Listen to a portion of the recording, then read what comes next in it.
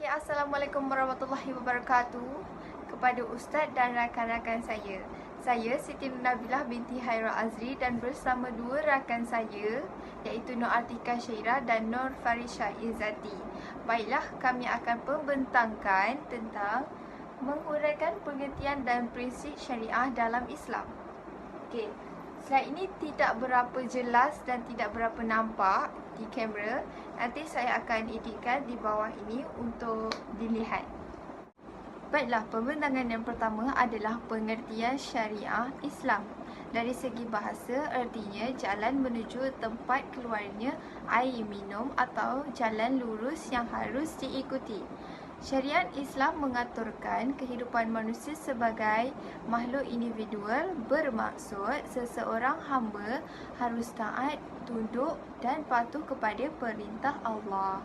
Ketaatan dan ketundukan tersebut diwujudkan dalam bentuk ibadah yang telah diaturkan dalam syariat Islam. Bermaksud salah satu contoh adalah solat.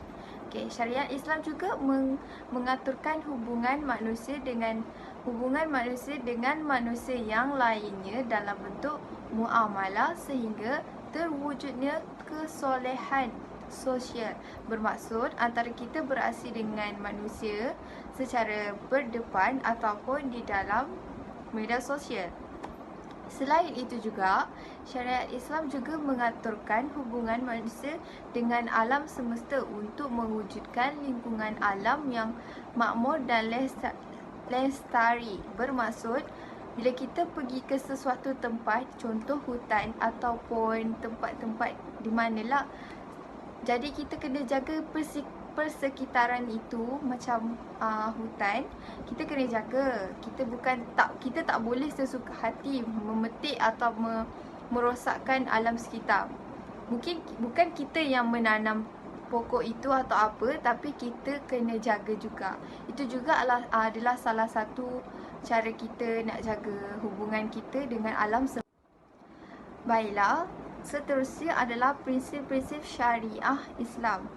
Syariah dan Islam mempunyai prinsip-prinsip yang secara keseluruhan merupakan khususan yang membezakan dengan peraturan-peraturan lainnya. Prinsip-prinsip dasar tersebut adalah terbagi kepada tiga.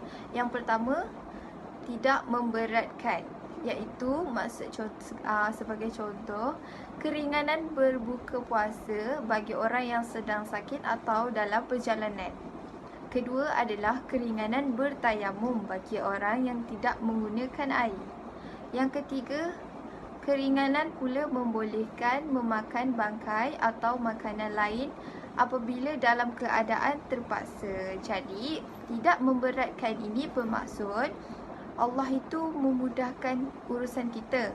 Maksudnya, kita tidak boleh makan makanan yang tidak halal, tapi tengok pada keadaan seseorang itu juga. Maksudnya kalau macam kita dalam perjalanan, kita boleh solat jamak, kita tidak boleh sesuka hati meninggalkan solat itu. Bermakna kita boleh jamak solat lah, macam tu. Sebab itu Allah memudahkan kita. Islam ini tidak menyusahkan kita. Okey, baiklah, saya akan bagi slide yang seterusnya kepada rakan saya. Terima kasih. Assalamualaikum warahmatullahi wabarakatuh. Saya Nur Farisha Izzati binti Salamat, nombor matrik 17 DUP 19F 2004. Hari ini saya nak membincangkan tentang prinsip-prinsip syariah Islam. Menyedikitkan beban. Maksudnya, hal-hal yang tidak disebutkan dalam syariah Islam tidak patut dipertikaikan bagaimana ketentuan hukumnya. Hal itu kerana rahmat Allah yang diberikan kepada umatnya untuk tidak membanyakkan beban kepada umatnya. Sebagai contoh, menunaikan haji. Rasul pernah ditanya, apakah haji itu harus dilakukan setiap tahun? Dan Rasul menjawab, kalau aku katakan iya, maka ia akan menjadi wajib. Maka biarlah apa yang aku tidak kerjakan bagimu kerana hancurnya orang-orang umat sebelum kamu, kerana banyaknya pertanyaan mereka dan perbezaan pendapat mereka terhadap Nabi mereka.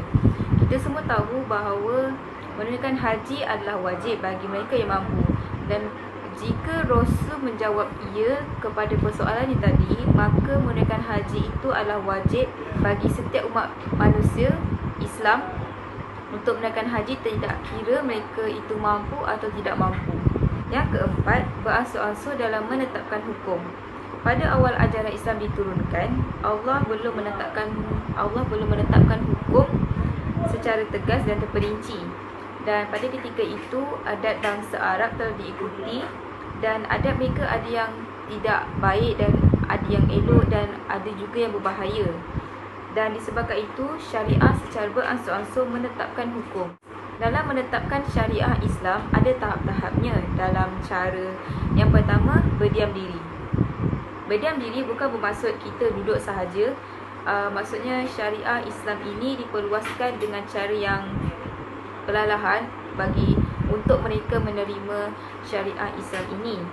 Dan bila mereka menerima syariah Islam dengan perlahan, maka mereka akan mengenali syariah Islam sendiri dan kelamaan perkara yang patut diikuti mereka akan terima dan perkara yang patut ditinggalkan mereka akan tinggalkan. Yang kedua, mengemukakan permasalahan secara mujmal. Maksudnya, kalau ada masalah akan diselesaikan dengan terperinci. Sebagai contoh, kita ambil dari hukum peperangan. Allah telah mengizinkan untuk berperang dan mereka yang berperang itu adalah umat Islam, dan Allah telah menolong umat Islam dengan menangkan orang Islam dalam peperangan itu untuk menunjukkan kebesarannya. Dan yang terakhir, mengharam sesuatu secara beransur-ansur. Suatu ketika dahulu, arak dan judi telah menjadi kebiasaan kepada masyarakat Arab. Dan Allah berfirman, keduanya ada dosa besar dan ada manfaatnya. Dan dosa besar itu lebih besar daripada manfaatnya. Dari ayat itu, syariah Islam tak mengharamkan lagi arak dan judi. Allah berfirman lagi, janganlah kamu solat ketika kamu mabuk sehingga tidak mengerti apa yang kamu katakan. Dari ayat itu juga, syariah Islam tidak lagi mengharamkan arak dan judi.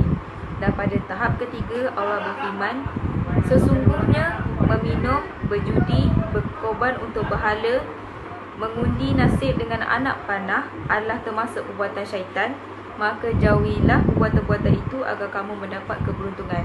Dan pada tahap ketiga ini, Allah telah perintahkan untuk mengharamkan arak, judi, sembah berhala dan sebagainya. Poin yang seterusnya, memerhatikan manfaat manusia dalam penubuhan sesuatu hukum. Oleh yang demikian, terdapat 3 aspek penting yang menjadi dasar utama sebelum penubuhan sesuatu hukum. Yang pertama, hukum mesti dipersetujui oleh masyarakat sebelum ditubuhkan. Yang kedua, hukum akan dibentuk mengikut kadar keperluan masyarakat. Yang ketiga, terdapat lembaga pemerintah yang berhak dalam penentuan sesuatu hukum. Sebagai contoh, pada 1997, Jabatan Kemajuan Islam Malaysia telah ditubuhkan. Antara objektifnya ialah untuk memastikan ajaran Islam tersebar luas, melahirkan kepimpinan yang berwibawa dan juga untuk melahirkan tenaga pengurusan yang terlatih. Poin yang terakhir, keadilan yang sama rata dalam penubuhan sesuatu hukum.